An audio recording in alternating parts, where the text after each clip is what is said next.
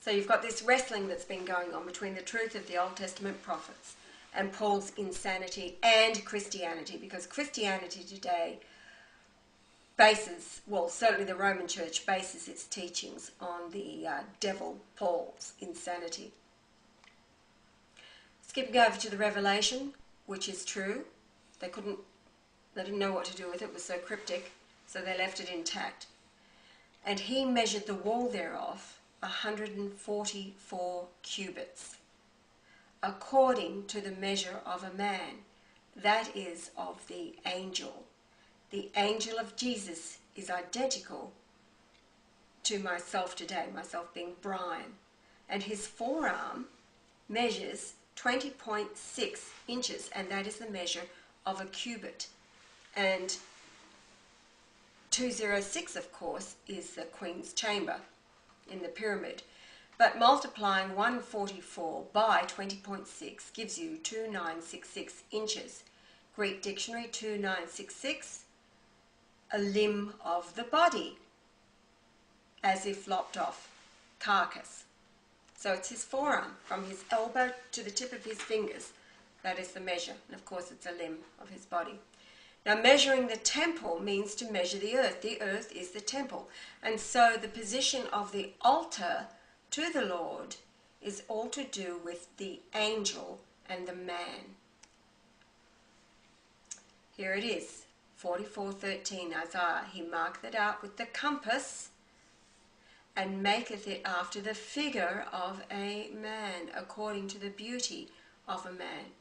And this is why the displacement factor of 286.1 pyramid inches reduces the base measure of the pyramid, and the capstone is too large by 286.1 pyramid inches. The man rejected by modern Lucifer churches, all of them, not one have got it right, and all education from kindergarten to universities worldwide. An absolute rejection, except amongst 6.7 billion people on the planet at this point in time, except for the 144,000. That's why when Yahweh, Brian, created the earth, he based it on the measure of himself, a man. Then when he was here as Jesus, a man, his angel identical to himself, the man, appears to John on the Isle of Patmos. Now the Isle of Patmos in Greek is the number 3963. Now that, as a measurement in distance, is the earth radii in miles. Then measure the pyramid, then its location, then the distance through Africa, and then onward to the South Pole. Each layer, and there's 202 of them, of masonry on the pyramid aligns with a solar eclipse. That reveals, via the 25-degree latitudes, that's north and south, a precise point that all confirms Brian's place of rebirth. For example, the 50th layer of masonry at the King's Chamber, so it's the floor of the King's Chamber, to Brian's rebirth location on Rosebery, Rothschild's Avenue, is 8888.8 miles. Of course, 888 is Jesus. And here we have December 18th, 1922, lunation 0, and then the first eclipse occurring on March the 17th, 1923, and then subsequent eclipses lining up with each masonry layer until we get to the 50th, being the floor of the King's Chamber. Now the eclipses are always measured along the 25-degree latitude, north and south. Now, this is, you have the base here of the pyramid originally laid out to be 36524.24, which of course in 1 year there are 365.2424 days. And then it was reduced. When it came to actually building it, it was reduced. It was made smaller by the amount of 286.1 pyramid inches. So that meant, because the capstone was fashioned after the original laying out at the larger measure, so the capstone became too big to sit upon the point here at the very top. And that is a direct reference, the rejected capstone is a direct reference made by it in Psalms 118.22. Now the center, we're talking about this being the center of the earth landmass. Well, Psalms 118 verse 8 is the very center of the Bible. So just 14 verses later, you come to the reference of the verse that talks about the capstone that is rejected by the builders.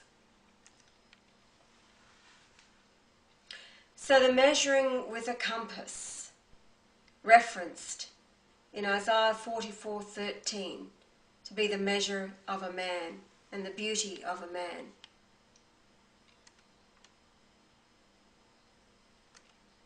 This is what the pyramid is all about.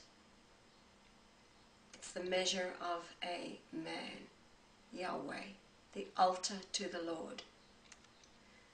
This is amazing. You can see here the completed height of the pyramid with the capstone in place is 5813 pyramid inches. The base, 36524.24 divided by 2, then divided by pi, equals 5813, which is the completed height of the pyramid with the capstone in place. The missing capstone represents Christ in the end of time, that's now. These are all churches, cults, religions, governments, nations, peoples, schools of the modern world reject the Lord, who was reborn to the earth on January the 11th, 1944, and is himself represented by that number there, 286.1, the Lamb and the Father rejected. Therefore, all creation is proven via the longitude of the pyramid, laying a line from the coast to coast, north-south, reveals a distance through Africa, reiterating that is 40 to 30 miles long from that point to the South Pole, which is that word compass, an instrument to measure. That is how God proves himself and the creation. He measures everything. And then from that point where it exits, southeast coast of Africa, due south to the South Pole, is 3623, espousal.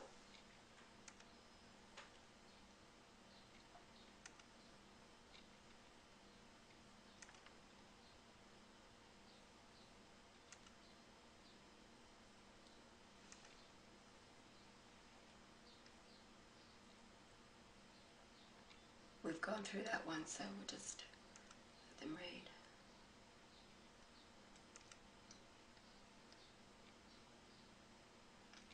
The rejection, the displacement factor. 3623, here it is in Hebrew. There it is, from 3618, bridehood. In the plural, espousal.